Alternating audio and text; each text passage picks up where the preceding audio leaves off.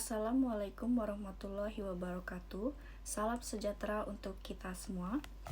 Yang saya hormati para hadirin sekalian, pertama-tama marilah kita panjatkan puji syukur kepada Tuhan Yang Maha Esa atas rahmat dan karunia-Nya sehingga kita dapat berkumpul di ruangan ini. Hadirin sekalian, pada kesempatan ini saya ingin mengajak kita semua untuk memperhatikan sebuah isu penting yang semakin banyak dibicarakan, namun masih sering disalahpahami, yaitu kesehatan mental. Terutama fenomena yang terjadi pada generasi Z. Generasi yang saat ini berusia sekitar 12-27 tahun. Fenomena kesehatan di generasi Z suatu hal yang unik. Gen Z adalah generasi yang unik. Mereka tumbuh di era digital, menghadapi kemajuan teknologi, arus informasi tanpa batas, serta perubahan sosial yang begitu cepat. Dari sinilah lahir banyak potensi, tapi juga tantangan besar.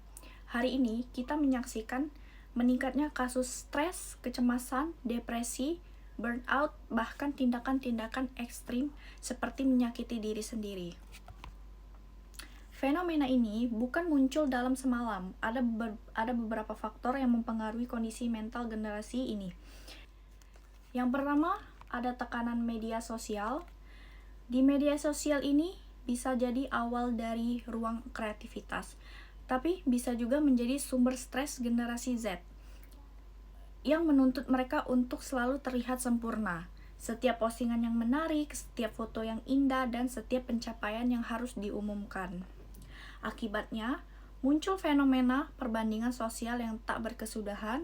Banyak anak muda tidak merasa cukup, merasa hidupnya tertinggal, atau bahkan merasa gagal hanya karena apa yang mereka lihat di layar ponsel. Selanjutnya, yang kedua itu ada tuntutan akademik dan masa depan yang tidak pasti. Gen Z tumbuh pada masa di mana kompetisi semakin kuat. Untuk masuk sekolah atau universitas terbaik atau persyaratannya semakin tinggi, dan untuk mendapatkan pekerjaan tantangannya semakin banyak. Mereka menghadapi tekanan untuk selalu berprestasi, harus dewasa sebelum waktunya, dan harus memilih masa depan sejak usia yang sangat muda. Ketidakpastian ekonomi dan peluang kerja juga menambah beban mental yang mereka pikul. Yang ketiga, kurangnya ruang aman untuk bercerita.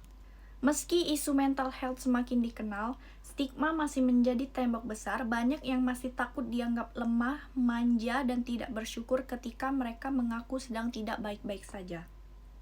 Karena itu, banyak dari mereka memilih diam, menyimpan semuanya sendiri, hingga akhirnya meledak dalam suatu waktu. Bisa jadi stres, depresi, ataupun burnout. Lalu mengapa kita harus peduli? Hadirin yang saya hormati, kesehatan mental bukan hanya urusan pribadi, itu adalah isu sosial. Bila generasi mudanya kehilangan arah, kehilangan harapan, atau terjebak dalam keputusasaan, maka masa depan bangsa pun ikut terancam. Gen Z adalah penerus yang kelak akan memimpin, menciptakan dan membangun dan membawa perubahan. Maka dari itu, kesehatan mental health harus mereka menjadi perhatian kita semua. Lalu apa yang bisa kita lakukan? Ada beberapa langkah nyata yang dapat kita lakukan untuk membantu menciptakan lingkungan dan mendukung kesehatan mental di generasi Gen Z. Yang pertama itu adalah normalisasi percakapan tentang mental health, dan kita perlu merubah cara pandang, berbicara tentang stres, kecemasan, atau kebutuhan bantuan profesional. Bukanlah tanda kelemahan, itu adalah tanda kita berani. Yang kedua itu adalah kurangi stigma dan berikan dukungan. Jangan lagi melabeli seorang dengan kata-kata lemah, baper, atau tidak bersyukur. Kata-kata itu justru memperburuk keadaan. Sebaiknya kita berikan penghargaan kepada mereka yang berani mencari bantuan, baik pada konselor sekolah, psikolog, atau orang dewasa yang mereka percaya. Yang ketiga itu menciptakan lingkungan yang seimbang. Kita perlu membantu generasi muda mengelola hidup secara seimbang, ajukan pentingnya istirahat, manajemen waktu, membatasi media sosial, serta menjaga pola hidup sehat. Dan kesehatan mental juga sering lahir dari kebiasaan kecil yang akan mereka lakukan secara konsisten. Yang keempat adalah gunakan teknologi untuk edukasi.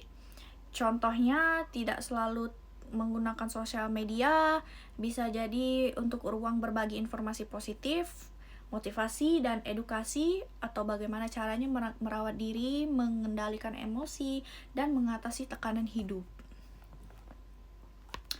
Hadirin sekalian, Gen Z bukanlah generasi yang lemah. Mereka adalah generasi yang memiliki keberanian untuk mengakui perasaannya, keberanian untuk mencari bantuan, dan keberanian untuk berubah.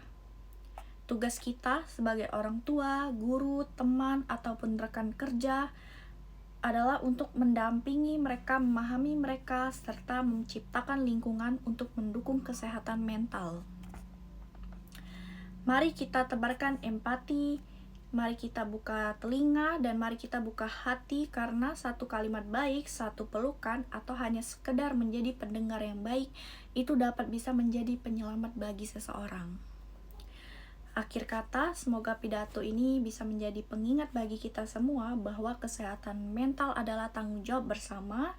Mari kita wujudkan generasi yang kuat, lebih sehat, dan lebih bahagia.